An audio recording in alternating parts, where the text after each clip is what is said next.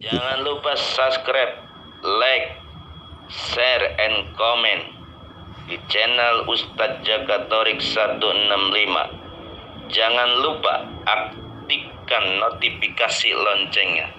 Subscribe nggak bayar, gratis. Ayo para Iwan dan Ahwat, terus maju terus dengan Jakatorik 165.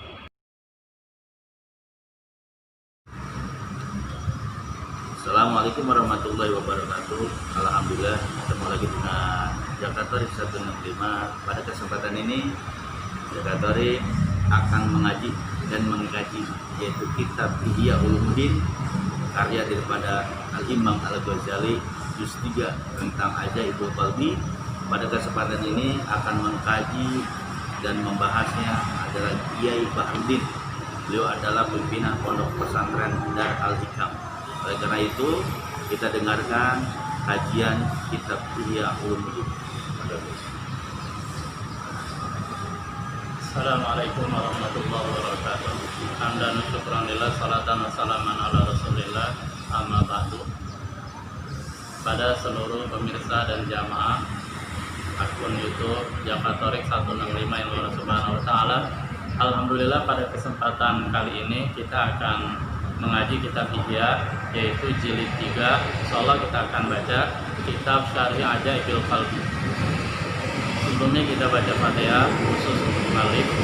Bismillahirrahmanirrahim. Hadratin Nabi Mustafa Muhammad Rasulullah sallallahu alaihi wasallam wa alihi wa azwajihi wa dzurriyyatihi wa ahli baitihi wa sahbihi ajmain wa jamil mu'minin wal mu'minat wal muslimin wal muslimatil ahya'i minhum wal amwat wa ila wahi jami'al kubur min ahli la ilaha illallah min ladun sayyidina Adam ila yaumil qiyamah.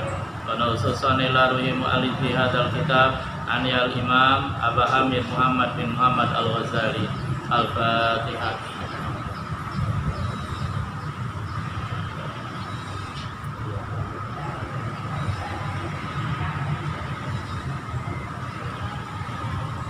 Saya mulai saja. Bismillahirrahmanirrahim. Bismillah dengan nama Allah Ar-Rahman yang Maha Pengasih, Ar-Rahim yang lagi Maha Penyayang.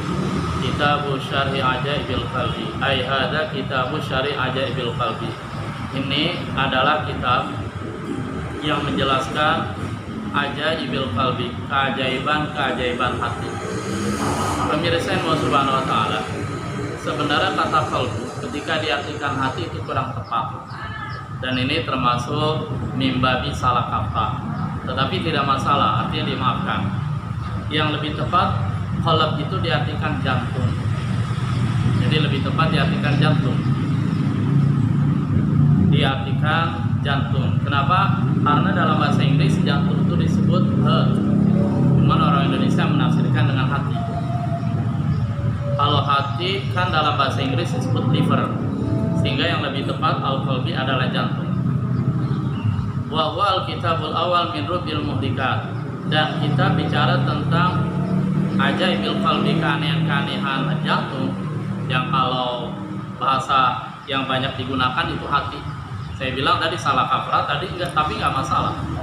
Sebagaimana ketika orang-orang kita menyebut bahwa wanita-wanita yang haram kita nikahi itu disebut muhrim. Padahal ini salah kaprah, tapi tidak masalah lah gitu ya.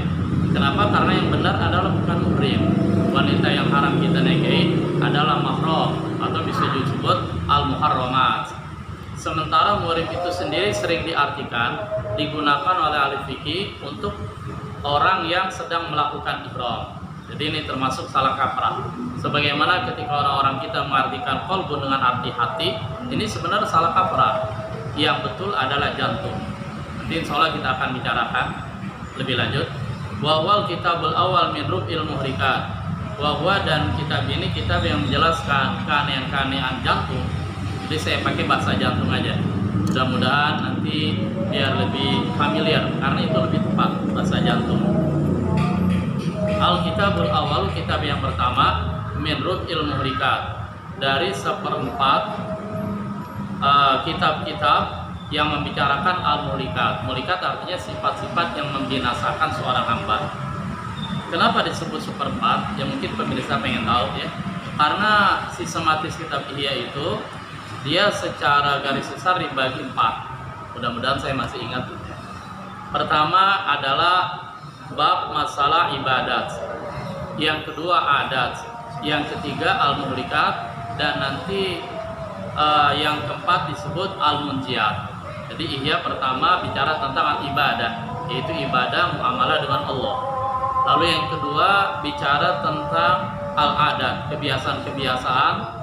Yang ketiga berbicara tentang al-muhlikat, as-sifat al-muhlikat, sifat-sifat yang membinasakan. Dan yang keempat nanti dalam dia akan dibicarakan al-kitabul munjiat, artinya kitabul munjiat atau rukul munjiat, sifat-sifat yang menyelamatkan seseorang. Makanya Imam Ghazali membahasakan dengan seperempat berbicara masalah ibadah, seperempat bicara masalah adat, seperempat bicara al-muhlikat, dan seperempat bicara al-munjiat. Mudah-mudahan bisa dipahami. Saya langsung saja baca. Alhamdulillahilladzi tatahayyaru duna idraki jalalihi al-qulubu wal khawatir. Alhamdulillah, segala puji lillah itu milik Allah, alladzi yang tatahayyaru menjadi bingung dah pokoknya nggak ketemu, tidak bisa memahami secara totalitas dan secara utuh. Tatahayyaru bingung, duna di bawah idraki jalalihi memahami keagungan Allah. Apa tuh yang bingung? Al-qulub wal khawatir, al-qulub jantung, wal khawatir dan lintasan-lintasan yang terlintas pada jantung tadi. Walaupun orang kita biasanya kalau bicara lintasan itu lebih diartikan lintasan hati. Artinya apa? Bahwa untuk memahami tentang keagungan Allah, keindahan Allah, kebesaran Allah, ini makhluk nggak akan mampu. Bahkan dikatakan di sini jantung seseorang, bahkan khawatir lintasan-lintasan yang ada di jantung itu, mereka nggak mungkin memahami tentang keagungan Allah secara utuh. Sehingga dikatakan tatahayyaru, bingung. Artinya apa? Itu menunjukkan betapa agungnya Allah, sehingga hati tidak mampu memahami tentang keagungan Allah secara utuh. Dan memang kita sebagai manusia penuh dengan kelemahan. Saya lanjutkan. Wa tadhasyu fi mabadi isyraki anwarihi al-ahdatsu wan nawadir. Wa tadhasyu, dan menjadi tercengang. Ya tercengang karena bingung, nggak paham. Fi mabadi isyraki anwari, pada mabadi dasar-dasar isyraki anwari, bersinar anwari cahaya-cahaya Allah. Artinya ketika Allah telah menampakkan cahayanya, cahaya keagungannya, cahaya keindahannya, itu pada bingung tuh, pada tercengang, nggak paham dah ya. Siapa yang bingung? Al-ahdatsu, para pemula, wan nawadir, dan anawadir, mata hati yang mencoba melihat dan meneliti. Jadi pada bingung semuanya, pada tercengang. Al-muttali ala khafiyati sarair. Al-muttali, Allah yang mengetahui, ala khafiyati sarair, terhadap khafiyat, hal-hal yang tersembunyi as-sarair dalam hati sanubari. Bahkan sebaliknya Allah Subhanahu wa taala Maha mengetahui, Allah tahu apa saja terletak hati, apa yang tersembunyi di dalam as-sarair. Sarair itu jama daripada sariro. Sariro di sini jangan diartikan tempat tidur, kan ada juga sari tempat tidur. Ya. Sariro diartikan adalah hati sanubari, hati yang paling dalam. Al-alimi bimaknunati dhamair. Al-alimi, Allah yang maha mengetahui, bimaknunati dhamair, dengan hal yang maknun. Sama, maknun itu tersimpan, tersembunyi. Ad-dhamair di dalam domir. Domir itu diartikan tadi hati sanubari. Padahal sebenarnya lebih tepat bukan hati sanubari, artinya yang ada di inti jantung. Bahkan dikatakan bahwa jantung manusia yang berada di sebelah kiri dada, ya, di dalam jantung tadi ada yang namanya tajwid. Tajwid itu lubang. Nah, di dalam lubang tadi itu adalah merupakan mustaqarrur wa ma'dinu, adalah tempat berdiamnya ruh. Oleh karena itu, kalau dari segi kedokteran, jantung itu kan fungsinya untuk memompa darah, kemudian disemprotkan seluruh tubuh. Darah tadi mengalir ke seluruh tubuh, ke badan, ke perut, ke tangan, ke kaki. Tapi di sisi lain juga jantung kemudian menyedot darah tadi, sehingga terus darah bersirkulasi. Nah, oleh karena itu ulama-ulama kita mengatakan bahwa tadi saya bilang di dalam jantung ada apa? Ada ruh. Makanya pendapat ulama mengatakan bahwa ruh itu dia jalan ke seluruh tubuh. Artinya seluruh tubuh itu diadili oleh ruh. Nah, dengan ruh itulah manusia menjadi hidup. Nah, yang dimaksudkan oleh para ulama dengan qalbun, dengan jantung adalah ruh tadi tuh. Jadi ruh yang merupakan dia latifah rabbaniyah, yang dia merupakan hakikat manusia. Latifah rabbaniyah, kelembutan yang bersifat ketuhanan, dan dia merupakan hakikatul insan, hakikat manusia. Mudah-mudahan bisa dipahami. Al-mustaghni fi tadbiri mamlakatihi anil musyawir wal muzawir. Al-mustaghni, Allah Subhanahu wa taala yang enggak butuh. Fi tadbiri mamlakati, di dalam mengatur kerajaannya, kerajaan langit dan bumi, bahkan kerajaan yang sesuai Allah kehendaki. Sesudah itu Allah enggak butuh kepada al-musyawir, makhluk atau selain Allah yang diajak untuk musyawarah, wal muwazir, Allah juga enggak butuh kepada menteri, kepada pembantu. Kenapa? Di anna Allah Subhanahu wa taala ghaniyun 'anil 'alamin. Karena Allah Subhanahu wa taala Maha Kaya, Allah enggak butuh kepada seluruh alam. Kita lanjutkan dikit lagi.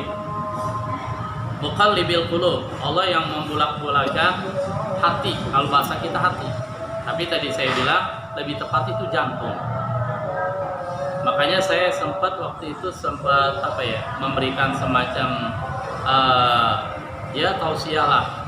Kebetulan waktu itu di rumah sakit walaupun gak gede. Begitu saya jelaskan bahwa sesungguhnya berbicara masalah tawaf dikit ya. Kenapa ketika kita tawaf, Ka'bah ada sebelah kiri kita, nggak boleh sebelah kanan, padahal di belakang. Di belakang langsung kabur, ambil langkah 1000. Kenapa di sebelah kiri? Karena katanya agar antara jarak dengan Ka'bah dengan hati kita lebih dekat, gitu. Karena hati kita di sebelah kiri. Begitu saya bilang hati kita di sebelah kiri, itu para susah, para dokter bingung dia. Kenapa? Karena yang mereka pahami itu yang ada di sebelah kiri bukan hati, tetapi jantung.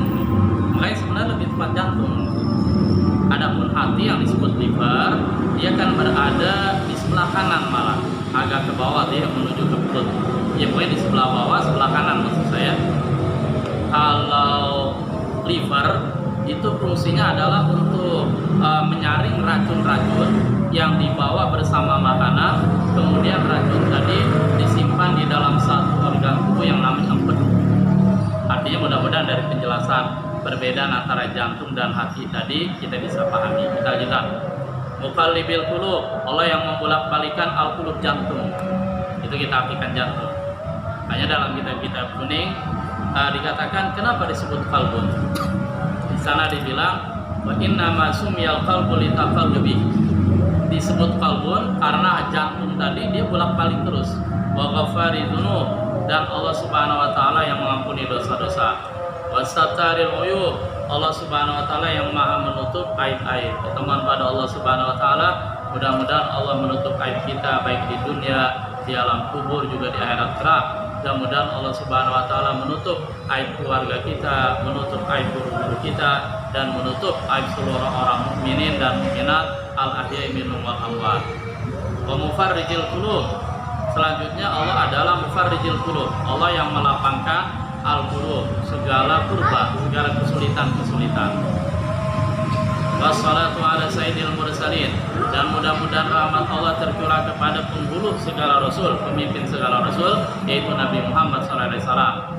Wa jami'i syamliddin, dan Nabi Muhammad orang yang telah mengumpulkan syamliddin, perkara agama yang telah tercerai-berai, agama yang telah terkena virus dibersihkan oleh Rasulullah, agama yang acak-acakan dikumpulkan sehingga menjadi utuh oleh Rasulullah. Wa qati'i dabiril mulhidin, dan Nabi Muhammad juga adalah orang yang telah memutuskan, artinya mengkanter dabiril mulhidin. Dabir, asal pangkal al-mulhidin, orang-orang yang ilhad, orang-orang yang tidak percaya kepada Tuhan, orang-orang yang ateis. Wa ala alihi thayyibin at-tahirin, mudah-mudahan salawat juga tercurah kepada keluarga Nabi at-thayyibin, orang-orang yang baik, at-tahirin, lagi orang-orang yang suci. Wa sallama katsira, dan mudah-mudahan Allah memberikan tasliman katsira, dengan salam yang banyak. Alhamdulillah, pembukaan kita Syarah Ajabil Qalbi kita telah baca. Selanjutnya amma ba'du.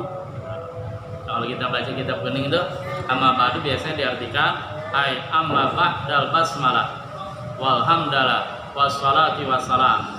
Amma ba'du adapun sesudah itu, sesudah baca bismillah, sesudah baca hamdalah, sesudah baca salawat dan salam. Asyaraful insani wa fadilatuhu allati faqa biha jumlatan min asnafil khalqi bistiqdadihi li ma'rifatillah subhanahu wa ta'ala. Pada jamaah sekalian, ini yang bisa saya sampaikan karena dengan waktu juga. Pada akhirnya yang benar dari Allah, yang salah dari kebuatan saya sendiri. Apabila ada hal-hal yang kurang tepat, mohon dibukakan pintu maaf yang surah-surahnya. Kita tutup saya doa pada majelis. Subhanallah bihamdi, subhanakallah bihamdika, asyhadu an la ilaha illa anta, astaghfiruka wa alhamdulillahirabbil alamin. Sebelum saya kembalikan kepada Bapak Kiai Wahyu, saya ucapkan alaikum, assalamualaikum warahmatullahi wabarakatuh. Alhamdulillah jamaah Jakatorik dimanapun berada di Indonesia maupun di luar negeri. Tadi Kiai Mahmudin sudah memaparkan tentang ajaibul qalbi. Kata beliau, qalbi itu lebih tepat diartikan jantung. Dan orang sufi juga mengartikan qalbu, hati. Orang sufi. Disinilah mungkin ada tafsir-tafsir kontemporer. Nah, untuk lebih mantapnya lagi, nanti kita akan lanjutkan dengan episode yang berikutnya. Ini baru permulaan. Dan mungkin nanti kita akan nyambung itu ya. Insya Allah. Akan nyambung, insya Allah dengan berkah dan karomah yang diberikan melalui kitab Ihya Ulumuddin Al-Imam Ghazali. Ini merupakan orang sufi terbesar. Beliau ini salah satu yang memadukan antara syariat, tarekat, hakikat dan marifat. Inilah dalam kitab Ihya Ulumuddin. Karena itu jamaah Jakatorik jangan lupa tonton terus dan subscribe kajian hikam di bawah Ihya Ulumuddin di bawah bimbingan Kiai Haji Bahrudin SAG, pimpinan Pondok Pesantren Darul Arika. Mudah-mudahan bermanfaat. Assalamualaikum warahmatullahi wabarakatuh.